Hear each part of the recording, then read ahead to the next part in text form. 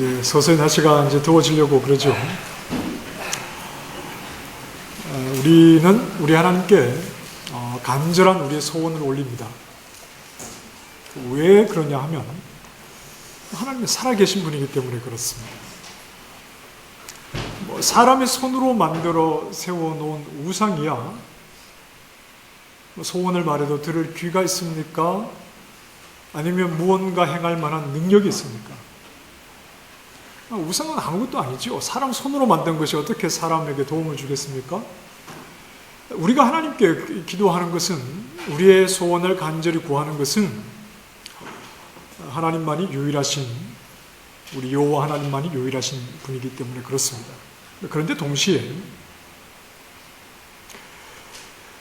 하나님이 우리가 구한 대로 그대로 응답을 해주신다면 그분은 하나님은 아닐 것입니다.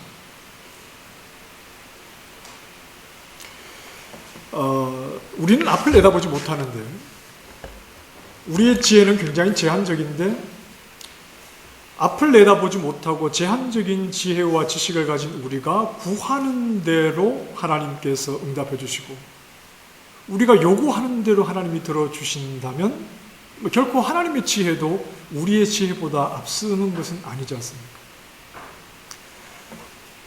유일하신 하나님께 우리는 기도하지만 그렇다고 내가 기도하는 그대로 응답을 해주시는 분은 하나님이실 수가 없습니다.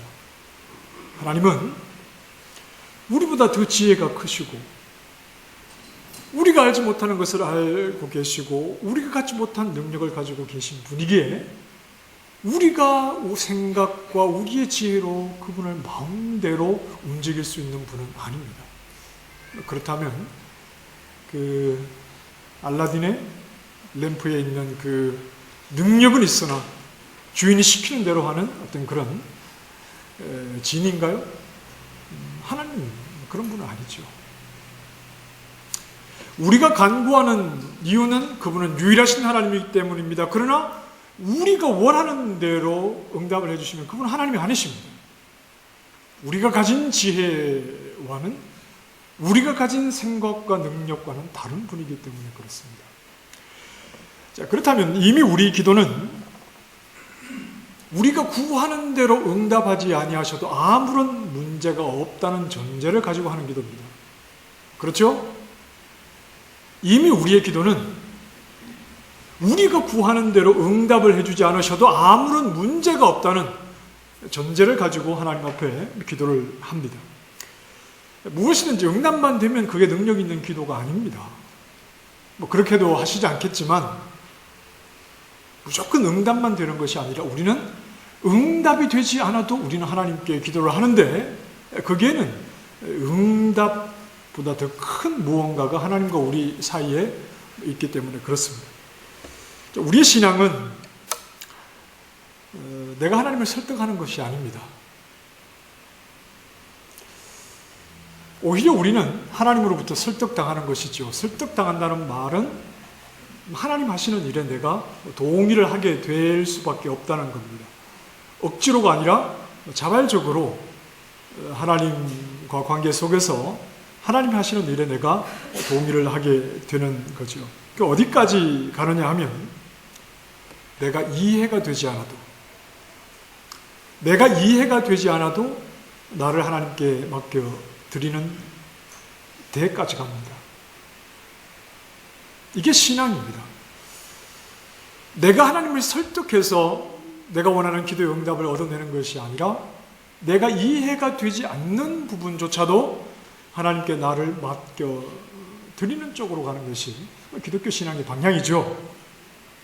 누군가에게 나를 맡기는 것은 불편할 때가 있습니다. 왜냐하면 생각이 다를 수 있기 때문에 그렇죠. 하나님께 나를 맡겨드렸는데 내게 불편이 옵니다. 내게 고난이 옵니다. 내게 어려움이 옵니다. 그런데 진정한 신앙은 하나님께 나를 맡겨드려서 내게 어려움과 불편과 고난이 올 때 그 고난의 자리를 하나님을 더욱 신뢰하는 쪽으로 그 고난을 해석하게 되는 것이 진정한 신앙이죠. 바울과 실라가 빌립보에서 매를 맞고 깊은 감옥에 갇혔을 때 바울과 실라가 뭘 하죠? 하나님, 이게 뭡니까? 제가 지금 저를 위해서 복음을 전합니까? 그런데 저를 좀 지켜주셔야지. 이렇게 억울하게 매를 맞고 죄인 취급을 받았어야 제가 어떻게 복음을 전하겠습니까? 바울과 실라가 그렇게 하나요? 아니죠. 찬송을 하죠. 기도를 하죠. 하나님을 믿고 따라감으로 그에게 오히려 고난과 어려움이 올 때 더더욱 하나님을 고백하는 이러한 모습으로 참 믿음의 방향이 나아가게 되는 겁니다. 지금 나에게 고난이 크면 클수록 하나님은 나를 더 단단히 붙잡고 계시는 겁니다. 자, 성경을 한 절 보실까요? 고린도전서 10장 13절 같이 한번 읽어보십시다. 시작. 사람이 너희가 당한 것이 없나니 오직 하나님은 미쁘사 너희가 감당하지 못할 시험 당함을 허락하지 아니하시고 시험 당할 즈음에 또한 피할 길을 내사 너희로 능히. 자, 여기에서 하나님은 어떤 분이라고 정의합니까? 하나님은 미쁘시다고 말합니다. 미쁘시다는 말은 어떤 의심할 필요 없이 모든 것을 맡겨드릴 수 있는 분이다. 모든 것을 믿고 맡겨드릴 수 있는 분이다. 이런 말입니다. 그러나 하나님은 미쁘신데 그 하나님의 미쁘심이 우리에게 그 하나님께 우리의 모든 것을 맡겨드리는 우리 믿음의 사람들에게 고난이 없게 하는 것으로 나타나지는 않는다는 겁니다. 하나님은 미쁘신데 그 미쁘심이 우리에게 시험이 없는 것으로 찾아오지는 않는다는 겁니다. 오히려 하나님의 미쁘심을 어디에서 확인하게 되느냐? 시험을 통해서. 나에게 찾아오는 고난과 어려움을 통해서 하나님이 미쁘신 분이구나 하는 것을 확인을 하게 되는 겁니다. 왜냐하면 우리에게 찾아오는 시험조차도, 우리에게 찾아오는 고난조차도 하나님 손에 있기 때문에 그렇습니다. 우리가 시험을 당하고 고난을 당하는 자리에서 우리는 무엇을 경험하게 되느냐 하면 하나님의 섬세함입니다. 우리가 시험을 당할 때 과연 내가 감당할 수 있을지 그 시험의 무게를 하나님은 다 달아보고 계시는 겁니다. 감당하지 못할 시험 당함을 누가 허락하신다고요? 하나님이 허락하지 않으시는 겁니다. 우리가 시험을 당하거나 우리에게 어려움이 있을 때 우리는 그냥 단순하게 생각하기에 하나님이 나에게서 멀리 계신 것 같지만 그러나 우리가 시험을 당하고 있는 그 시간 하나님은 또 섬세하게 우리를 살펴보고 계시는 것이죠. 시험을 견뎌낼 수 있게 하시고 또 시험을 피할 수 있는 길을 열어주시고 그것 때문에 내가 얼마나 어려워하고 얼마나 지쳐 있는지 그리고 어떻게 그것을 극복할 수 있는지 하나님께서 그 시간, 어려움 속에 있는 시간 세밀하게 우리를 살피시고 우리와 함께하고 계시다는 사실입니다. 그러니 우리가 시험을 당하거나 고난을 겪고 있을 때 오히려 하나님은 우리에게 더 많은 일을 하고 계시는 겁니다. 우리를 더 살피고 돌보고 계시는 것이죠. 그 철학을 가지고 사람의 모양을 만들 때 가장 쉬운 부분이 어디냐면 팔다리입니다. 팔다리. 몸통 팔다리는 그냥 둥글둥글 해가지고 붙이면 되잖아요. 근데 가장 신경을 써야 하는 부분은 얼굴입니다. 저는 좀 미술적인 감각이 없어서 그런 거 굉장히 힘들어 했는데 얼굴, 그 눈을 만들고 코를 붙이고 입과 귀, 머리카락 그 작업을 하기 위해서는 굉장히 세심해야 됩니다. 그 복잡한 시간. 마찬가지로 하나님은 언제나 우리를 변함없는 사랑 안에서 품고 계시지만 특히 어떤 특별한 시험과 특별한 고난과 특별한 어려움의 자리에 있을 때 그 시간은 하나님은 더욱 우리에게 세심하게 집중하셔서 그 시간 우리와 함께 하시고 그 어려움을 잘 극복해 나가도록 하나님께서 우리를 살피고 계시다는 겁니다. 하나님의 미쁘심은 모든 순간 나를 놓지 않으시고 특히 내가 고난을 당하는 그 시간에 나를 붙잡으셔서 고난을 해결해 주시느냐 단순한 이런 문제가 아니라 그 고난의 시간에도 나를 붙잡으셔서 하나님께서 원하시는 그 목적 속으로 나를 이끌어가고 계시는 일에 미쁘신 분이라는 말입니다. 내가 믿을 만한 분인데 나에게 하나님 어떻게 이럴 수가 있습니까? 이런 의미가 아니라 나에게 고난이 와도 그 시간 하나님께서 나를 세밀하게 돌보고 계셔서 결국은 그 고난을 통해서도 하나님께서 이루시고자 하시는 그 일을 내 삶을 통해서 반드시 이루어내시기에 의심할 필요가 없이 믿을 수 있는 미쁘신 분이다, 이런 말이죠. 오늘 본문에 보면 하나님이 욥에게 다시 물으시죠. 8절 말씀. 네가 내 공의를 부인하려느냐? 네 의를 세우려고 나를 악하다 하겠느냐? 자, 욥에게 의라는 것이 무엇입니까? 욥에게는 왜 의가 필요한 것이죠? 욥은 하나님을 믿는 믿음의 사람이기 때문에 그렇습니다. 하나님을 고백하는 신앙의 고백을 가지고 있는 사람이기에 그는 하나님 없는 세상 사람들처럼 살지 못하고 하나님 앞에 하나님을 의식하며 하나님이 원치 않는 죄를 버리고 하나님이 기뻐하시는 삶을 살아가기 때문에 욥에게는 의라는 것이 있는 겁니다. 욥에게 의가 필요한 것은 하나님을 믿는 믿음과 하나님을 두려워하는 믿음이 있는 믿음의 사람이기 때문에 그에게는 의가 있는 거죠. 욥은 정직하고 의롭다는 것을 욥기 서두에서 이미 말씀을 하고 있습니다. 그래서 욥은 모든 것이 하나님을 의식하고 그분 앞에서 겸손하게 살아가는 참 믿음의 사람으로 그 믿음의 결과가 의로운 모습으로 그렇게 나타났죠. 자, 그런데 욥에게 무엇이 문제였죠? 욥은 하나님을 향한 믿음을 가지고 의로운 삶을 살아가고 있었습니다. 그런데 욥에게 무엇이 문제였는가 하면, 그런데 하나님은 왜 나를 이렇게 대하십니까? 하는 겁니다. 나는 하나님을 믿고 있고 하나님을 의식하며 살아가고 있는데 왜 하나님은 저를 향해서 이런 식으로 일을 하시지요? 이게 욥의 질문이었습니다. 저는 의를 버릴 수가 없는 사람입니다. 왜냐하면 저에게는 신앙이 있기 때문이죠. 하나님을 믿는 분명한 믿음이 있기 때문에 저는 의를 떠나서 살아갈 수가 없는 사람입니다. 하나님 앞에서 살아가는 삶이 의로운 삶입니다. 그래서 저는 지금까지 그렇게 의를 지키며 살아왔는데 왜 하나님은 저에게 이렇게 하시지요? 지금 이게 욥이 하나님을 향해서 던지는 질문입니다. 단순한 질문이 아니죠. 외침입니다. 단순한 외침이 아니죠. 절규입니다. 이미 하나님께서 제안해 주신 믿음으로 저는 어떤 상황에서도 하나님 없이 살아가는 불의의 가운데는 살아갈 수 없는 사람입니다. 하나님, 저는 신앙 안에서 살아갈 수밖에 없는 믿음의 사람인데 왜 하나님, 저를 향해서 하나님은 이렇게 일하고 계십니까? 자, 이게 욥의 문제만인가요? 오늘 우리의 질문도 아닙니까? 하나님, 그래도 제가 하나님 앞에서 믿음을 지키며 살아가려고 하는데 왜 하나님은 저를 이렇게 내버려 두십니까? 저에게 하나님은 가장 소중한 분입니다.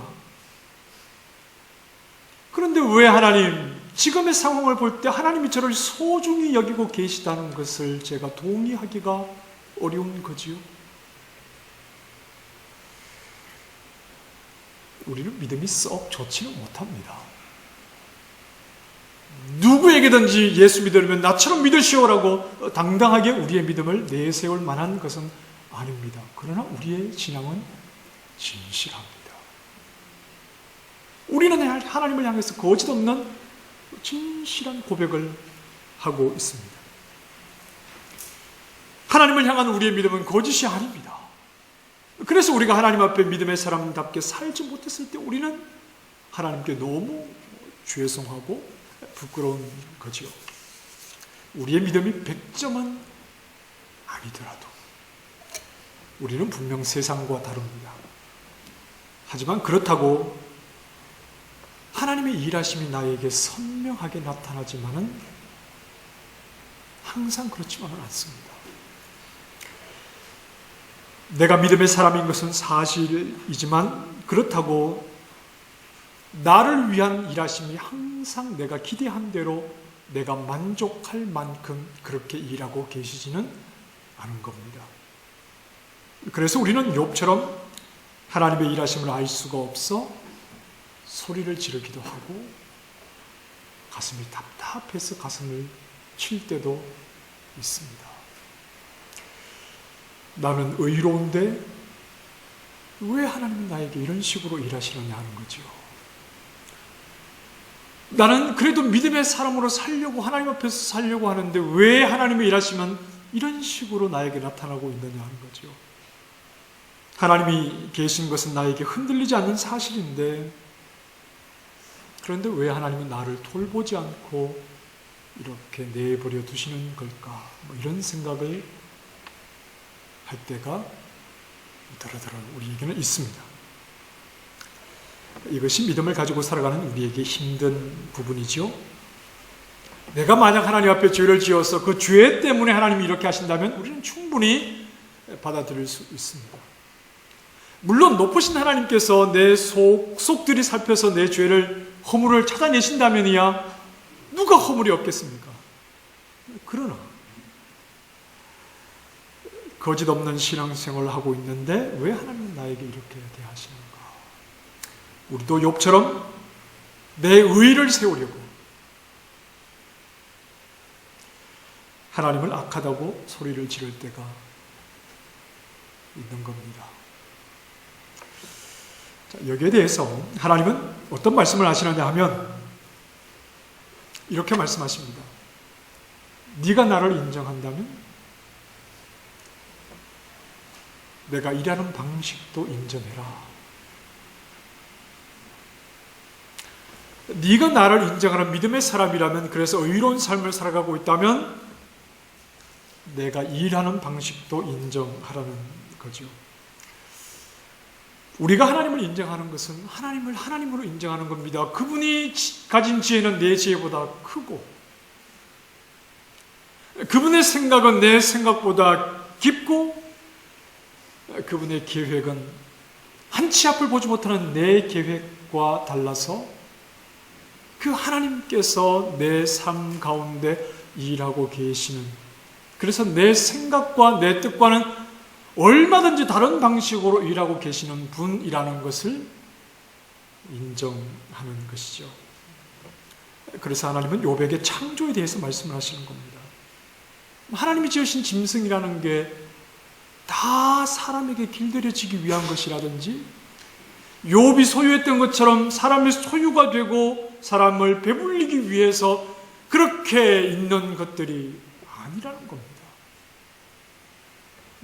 나에게 길들여지고 내 소유가 되고 내가 이해할 수 있는 것만이 하나님이 지으신 짐승들이 아니라 오히려 내가 알 수 없는 더 많은 짐승들이 있다는 것은 하나님이 창조하시고 하나님께서 그분의 뜻 가운데 운행하시고 그들을 지으셔서 그 각각의 목적 속에 살아가게 하시는 그 모든 일은 내가 이해하는 것을 훨씬 초월하는 부분이기 때문에 그렇습니다. 하나님께서 저 짐승을 왜 지으셨을까? 저 짐승은 무엇 때문에 있는 걸까에 대해서 내 생각과 이해를 넘어가는 것이 있다면 그렇게 일하고 계시는 하나님의 일하심을 내 생각 속에서 제한하고 판단하기를 당연히 멈춰야 하는 것이죠. 자, 그렇다면 이러한 하나님을 믿는 우리에게 필요한 것이 무엇이냐? 우리는 하나님을 인정하죠? 그 하나님은 네가 나를 인정한다면 내가 일하는 방식도 인정하라고 우리에게 말씀합니다. 자, 그렇다면 이런 하나님을 고백하고 믿는 우리에게 필요한 것이 무엇이냐 하면 기다리는 것입니다.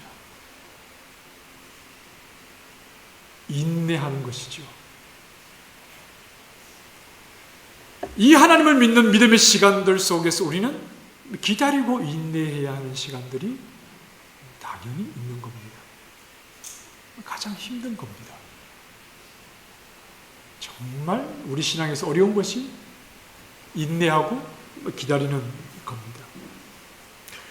우리가 기도를 포기하지 않는 이유가 무엇입니까? 5년째, 10년째 계속해서 기도하고 있는 이유가 무엇이죠? 내가 하나님을 설득하고 있는 중입니까? 누가 이기는지 한번 싸워보자, 이런 싸움을 하고 있는 겁니까? 기다리는 거죠. 내가 5년째, 10년째 계속 하나님 앞에 기도하고 있는 것은 기다리는 겁니다. 내 소원이 이루어지지 않아도, 그래서 내가 기도하는 동안에 기도하는 내용이 조금씩 예전과 바뀌어서 달라졌어도 우리는 하나님의 일하심을 기다리는 겁니다. 언젠가는 내 소원을 들어주시겠지, 그런 기다림이라기보다 내가 예상하지 못한 방식으로 일하시는 하나님께서 그분이 원하시는 대로 나를 계속해서 빚어 가시겠지, 그 사실을 고백하며 기다리는 겁니다. 언젠가는 내가 요구하는 기도를 들어주시겠지 기다림이 아니라 내가 하나님 앞에 계속 기도하는 것은, 그리고 기도하는 가운데 그 기도의 내용이 조금씩 바뀌면서 변함없이 하나님을 의지하는 것은 그분이 뜻하신 대로 나를 바꾸어 가시는 그 일을 이루어 가시는 일에 나를 맡겨드리는 그런 기다림입니다. 우리가 걸어온 지난 믿음의 시간들 속에는 무엇이 남아있습니까? 우리는 믿음의 시간들을 오랫동안 걸어왔습니다. 지난 믿음의 시간들 속에 무엇이 남아있죠? 수많은 기도의 응답들입니까? 아니면 짜릿짜릿했던 영적인 체험들입니까? 우리가 지나온 시간들을 돌아보면 결국 무엇이 남아있느냐 하면 나 자신이 남아있습니다. 때로는 기쁨과 슬픔이, 때로는 감사와 절망이, 때로는 두려움과 평안함이, 기대와 절망이 지난 시간 내 신앙 안에 뒤섞여서 지나오면서 그 시간들을 돌아보니 내 믿음의 시간들을 통해서 어제보다는 조금 더 하나님께 가까워진 내가 남아있는 겁니다. 우리의 신앙의 과정을 통해서 결국 남는 것이 나 아닙니까? 요셉이 형들에게 팔려갈 때 그의 소원이 무엇이었을까요? 갑자기 형들에게 팔려서 그렇게 애굽의 종으로 팔려갈 때 요셉의 소원이 무엇이었을까요? 아버지 집으로 돌아가는 것. 요셉이 누명을 쓰고 감옥에 갇히게 되었을 때 내 누명이 벗어지는 것이 그의 소원이었겠죠. 그러나 10여 년의 긴 시간 동안의 기다림은 누명을 벗겠다는 것도 아니요, 단지 아버지의 집에 돌아가겠다는 것도 아니었습니다. 요셉의 기다림은 하나님의 뜻하신 일을 자신에게 이루어 내시기까지 하나님께로 더 가까이 나아가는 그런 기다림이었습니다. 자, 성경을 한번 보실까요? 시편 105편 16절부터 19절까지 같이 보십시다. 시작. 그가 또 그 땅에 기근이 들게 하사 그들이 의지하고 있는 양식을 다 끊으셨도다. 그가 한 사람을 앞서 보내셨으며 요셉이 종으로 팔렸도다. 그의 발은 착고를 차고 그의 몸은 쇠사슬에 매였으니 곧 여호와의 말씀이 응할 때까지 그의 말씀이 그를 달렸다. 요셉은 자신의 삶이 하나님께 매여 있다는 것을 알아야 했습니다. 그의 발과 손이 착고에 매여 있고 쇠사슬에 매여서 그렇게 종으로 살아가던 시간이었으나 정말 그를 묶고 있는 것은, 그를 묶어두고 있는 것은 바로 하나님의 말씀이었습니다. 진정 자신의 삶은 하나님의 말씀에 매여 그 말씀이 이루어지기까지 하나님이 그를 이끌고 계시다는 것을 생각을 해야 했습니다. 물론 이렇게 하나님이 일하시는 이 하나님의 방법을 요셉은 이해하지 못했을 것입니다. 요셉의 아버지 야곱도 다르지 않지요. 창세기 28장 15절에 하나님이 베델에서 이렇게 말씀하셨죠. 같이 보십시다. 시작. 내가 너와 함께 있어 내가 어디로 가든지 너를 지키며 너를 이끌어 이 땅으로 돌아오게 할지라. 내가 네게 허락한 것을 다 이루기까지 너를 떠나지 아니하리라. 야곱에게서 하나님이 떠나지 아니하신 것은 그에게 이루시고자 하시는 일을 다 이루기까지 야곱을 통해서 하나님이 하시고자 하시는 일이 있었기 때문에 그렇죠. 그래서 야곱을 떠나지 아니하신 하나님께서 야곱이 살아가는 시간 동안에 야곱이 자기의 삶을 부지런히 살아가지만 누구의 일을 이루어가고 계시는 겁니까? 하나님의 일을 이루어가고 계시는 겁니다. 이 과정 속에 야곱은 자기를 위해 일하시는 하나님의 방법이 이해되지 않았을 것입니다. 그런데 야곱도 요셉도 하나님이 이끌어 가시던 그 시간들, 하나님이 일하시는 방식이 잘 이해가 되지 않았던 그 시간들이 이들의 인생 속에서 헛된 시간 낭비가 아니었어요. 정반대였습니다. 성경을 보면 성경은 야곱의 삶에서 어떤 부분을 조명하고 있느냐 하면 베델에서 하나님께서 나타나셔서 이제 외삼촌 집에서 20년을 머물고 돌아와서 그 야복강가에서 더 이상 야곱으로 살기를 포기하게 되는 그 부분에 집중되어 있습니다. 그 시간 하나님이 베델에서 말씀하셨던 것처럼 그를 떠나지 아니하시고 돌아오기까지 그를 통해서 하나님께서 이루고자 하신 일을 성실하게 이루어 가신 시간이요. 그러나 야곱 자신에게는 하나님의 일하시는 방식이 선뜻 동의가 되지 않고 하나님의 일하심이 눈에 보이지 않았던 그런 힘들고 어려운 시간이었습니다. 그러나 야곱의 인생에 성경이 관심 가지는 부분은 바로 그 시간입니다. 요셉도 다르지 않습니다. 요셉이 종으로 팔려가서 30세에 애굽의 총리가 되기까지 그 10수년간의 시간들, 그리고 그가 총리가 되어서 가나안 속에 있는 아버지의 가족들, 아브라함의 자손으로 약속을 이어가야 할 가족들이죠. 그들을 지키고 그들의 생명을 유지하게 하는 일을 했다는 이 내용을 소개하는 일에 요셉의 인생의 거의 대부분을 성경은 집중하고 있지. 그가 110세가 되어서 죽기까지 애굽의 총리로 얼마나 잘 먹고 잘 살았느냐에 대해서는 성경은 관심이 없습니다. 야곱의 인생에서도 그렇고 요셉의 인생에서도 그렇고 그들에게 보자면 고난의 시간이었습니다. 종으로 팔려가서 또 아버지의 집을 떠나 도망자로 외삼촌의 그 반복되는 그 속임 속에서 그들은 하나님을 고백하는 사람들이었지만 그러나 그들에게 겪는 그 고난의 시간이 그들의 인생 중에 가장 값진 시간이었고 그 시간들을 통해서 하나님의 일하심이 나타나고 있었다 하는 것이죠. 욥도 마찬가지입니다. 욥은 이 고난의 시간이 지난 후에 140년을 더 삽니다. 아들과 자손 4대를 봅니다. 그러나 이 140년이라고 하는 긴 시간을 성경은 단 한 줄로만 말합니다. 욥의 인생에서 정말 중요한 것이 무엇이라는 말입니까?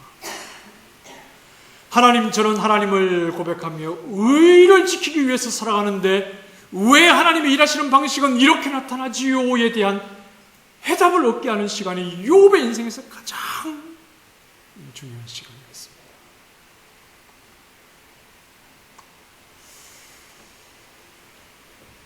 하나님이 만들어 가시는 우리 인생에서 중요한 시간들은 언제일까요?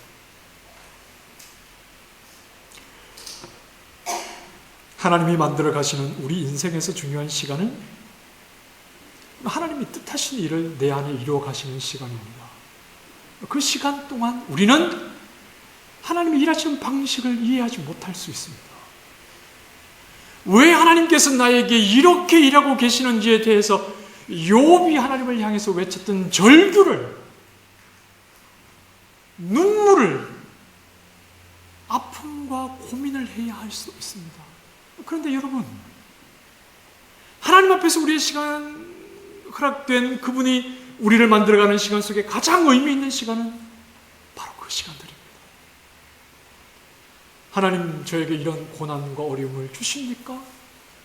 그렇다고 해서 내가 하나님을 떠날 수 없는 나는 믿음의 사람이요 의의 사람입니다.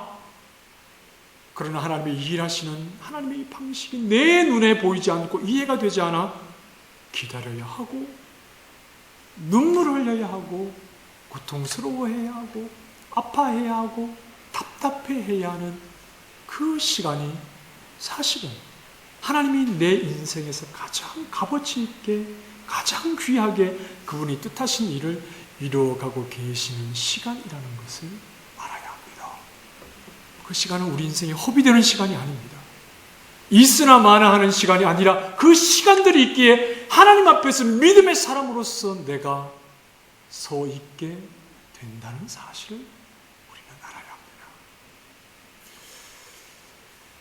하나님은 우리에게 인내하라고 하시죠. 그 시간들이 끝나면 결국 하나님이 일하신 나, 하나님이 일하신 나의 모습이 나타나게 될 것이기 때문입니다.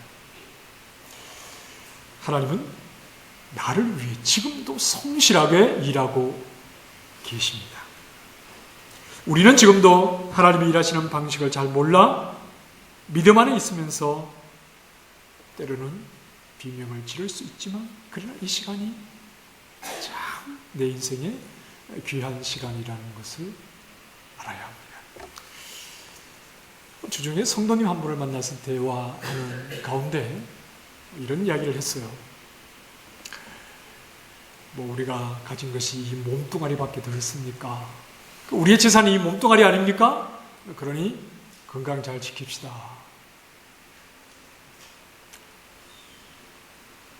하나님이 허락하신 시간을 산 뒤에 하나님 앞에서 남는 게 무엇일까요? 내 재산입니까? 내 자식들입니까? 하나님께서 허락하신 시간을 살아낸 후에 하나님 앞에 남는 것은 하나님 앞에 서 있는 나 자신뿐입니다. 하나님은 결국은 하나님 앞에 세울 나 자신을 만들어가기 위해서 우리의 지혜와 우리의 생각대로 일하시지 않고 그것을 초월해서 그분의 선하신 뜻 안에서 때로는 우리가 이해하지 못하는 방식을 동원해서 하나님의 일을 지금 이루어가고 계시다는 것을 생각을 해야 하죠. 그 일을 하나님은 성실하게 이루어 가실 것입니다. 그 일을 이루시기까지 하나님은 나를 떠나지 아니하시고 모든 것을 완수하실 것입니다. 그러니 믿음 안에서 사랑하는 성도 여러분, 내 인생이 내 것이라는 생각을 빨리 포기하시기 바랍니다. 내 뜻과 내가 원하는 것을 성취하기 위해서 살아가는 시간이라는 것을 일찌감치 포기하시기 바랍니다. 내 인생은 하나님께서 그분 앞에 나를 세우기 위해서 그분이 빚어가시는 시간이고, 그분이 간섭하시는 시간이고, 그분이 주장하시는 시간이라는 것을 하루속히 기쁜 마음으로 고백하실 수 있기를 바랍니다. 내 뜻대로 되지 않아도 지나치게 낙심하지 마십시오. 성실하신 하나님이 그분의 일을 이루어가고 계시기 때문입니다. 하나님이 나에게 개입하고 계신 줄 알아? 여전히 하나님이 나에게 개입하고 계신 줄 알아? 힘들고 어려운 시간에 더더욱 세심하게 나에게 개입하고 계신 줄 알아? 즐거이 내 인생을 하나님께 맡겨드리며 때가 되어 하나님 앞에 나를 세우실 그 때에 하나님이 기뻐하실 만한 모습으로 나를 세우시는 그분의 성실한 일하심을 고백하며 각각 주어진 자리에서 하나님을 기다리며 인내하며 하나님의 인도하심을 성실히 따라가는 큰 믿음의 종들이 다 되시기를 주님의 이름으로 축원합니다. 하나님 즐거이 우리의 삶을 맡겨드립니다.